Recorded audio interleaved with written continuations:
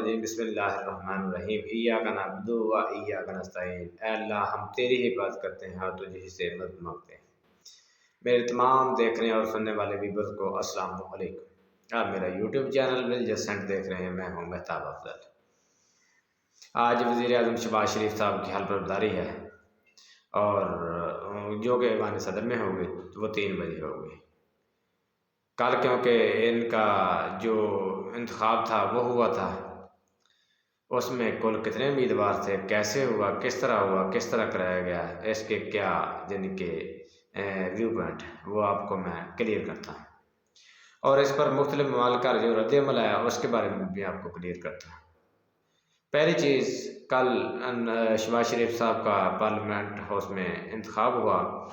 انتخاب کس طرح کیا گیا، جس میں جو مولانا جے کی پارٹی ہے انہوں نے اس میں حصہ نہیں لیا،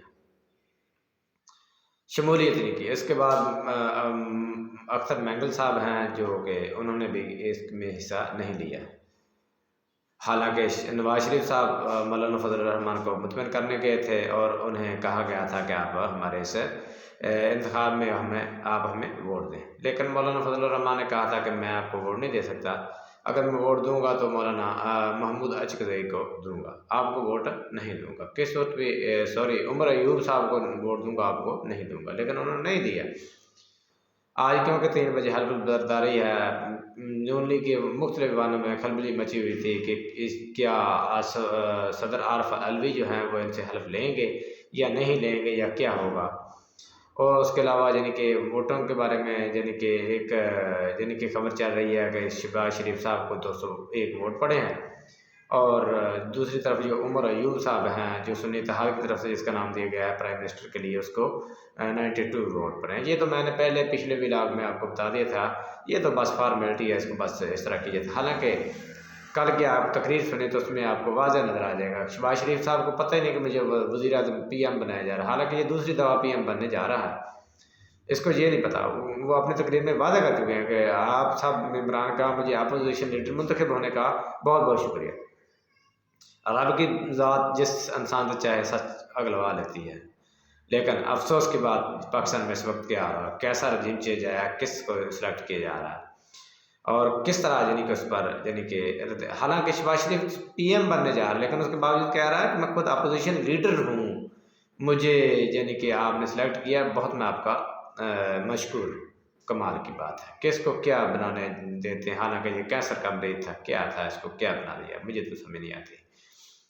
اور یہ تو میں آپ کو پچھلے ولاگ میں بتا دیا تھا کہ آپ کے ضلع میں وزیر اعلیٰ کون ہوگا، وزیر اعظم کون ہوگا، صدر کون ہوگا، یہ تو میں نے پہلے ولاگ میں آپ کو کلیئر کر دی تھی، لیکن آہستہ آہستہ یہ چیزیں کھل کر سامنے۔ ہاں جی، آج آگے جی ان کی حلف برداری ہے جس میں 4 وزراء اعلیٰ ہوں گے، اور یعنی کہ ان کو گارڈ آف آنر پیش کیا جائے گا۔ گارڈ آف آنر کو کیا پیش کیا جائے گا، یہ تو خود یعنی کہ جو کانسٹیبل ہیں ان کو سلوٹ لگاتا پھرتا رہتا ہے، ان کو یہ نہیں پتا کہ سلوٹ کس کو دینا ہوتا ہے کس کو نہیں دینا ہوتا، جی ہاں، سہارے کے آگے بس سر اٹھا کے ہاتھ اٹھا کے گھومتا پھرتا ہے، کیا پتہ نہیں پاکستان کے اوپر کیا مصیبت مسلط کی جا رہی ہے۔ اور حلف برداری ہوگی جس کے بعد صدر کا چوائسمنٹ ہوگی، صدر کا انتخاب کیا جائے گا، وہ بھی اس طرح کیا جائے گا، جعلی اور فارمیلٹڈ ہوگا اور اس طرح کا سسٹم ہوگا۔ لیکن شہباز شریف صاحب نے ایک اور بہت بڑی بات کی، انہوں نے کہا کہ ہم مساق معیشت اور مفاہمت کا یعنی کہ درس دیتے ہیں، میں درس دیتا ہوں کہ آپ ہمارے ساتھ آئیے اور بیٹھیے، مساق جمہوریت اور مفاہمت کا ساتھ ہے، مفاہمت میں ہمارا ساتھ ہے۔ اور دوسری طرف کیا انہوں نے کہا، میں وہ بھی آپ کو پڑھ کر سنا دیتا ہوں۔ انہوں نے کہا کہ جو 9 مئی کے مجرم ہیں ان کو قانون کے مطابق ان کا یعنی کہ سامنا کرنا پڑے گا۔ بھائی وہ تو پہلے کر رہے ہیں، آپ کو کیا ضرورت ہے اس کے بارے میں بیان دینے کی؟ آپ تو کہہ رہے ہیں مساق دستور ہے، مساق معیشت ہے، آپ کو کیا ضرورت ہے 9 مئی کا بیان داغنے کی اس وقت؟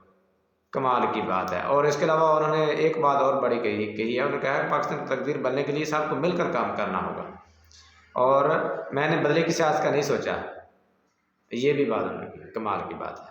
پہلے آپ کہتے ہیں کہ آپ نے مساق معیشت کے بارے میں بات کی، دوسری طرف آپ اس طرح کے بیان دے رہے ہیں، हालांकि आपको किसी ने इंतखाब किया है, आपके पास का रोग नहीं है, आप बस जो कुछ आपसे कहा जा रहा है आप किए जा रहे हैं, आपके पास पर्ची आती है, आप उसको पढ़कर बस सुना देते हैं।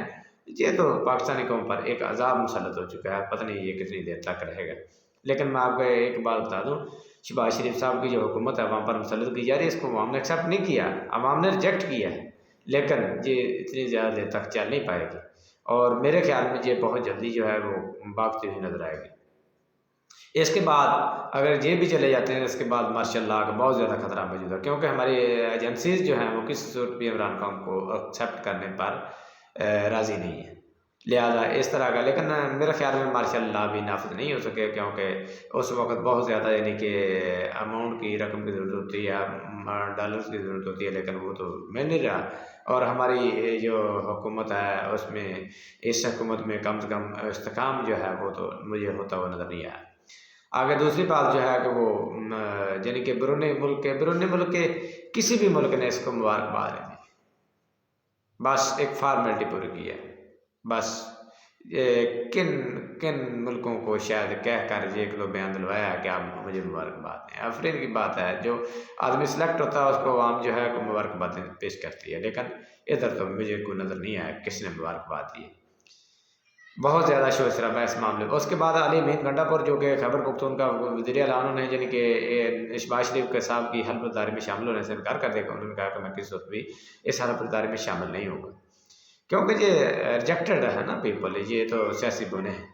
और उसके बाद जो अली अमीन गंडापुर जो कि वज़ीर आला खैबर पख्तूनख्वा, उन्होंने बहुत एक अच्छा कदम हुआ, उन्होंने 27 सीनियर अफसरों को नौकरी से बर्खास्त कर दिया। उन्होंने कहा कि पहले हमें पिछले जो जाली भर्ती के मुलाजमान को कैंसिल करना होगा, उनको भगाना होगा।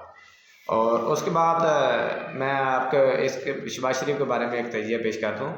दोस्तों, पाकिस्तान की सियासत में मेरे ख्याल में मेरे एनालिसिस के मुताबिक बहुत कुछ होने जा रहा है। बज़ाहिर तो हमें सब कुछ दुरुस्त नज़र आ रहा है, लेकिन हो नहीं रहा ऐसा।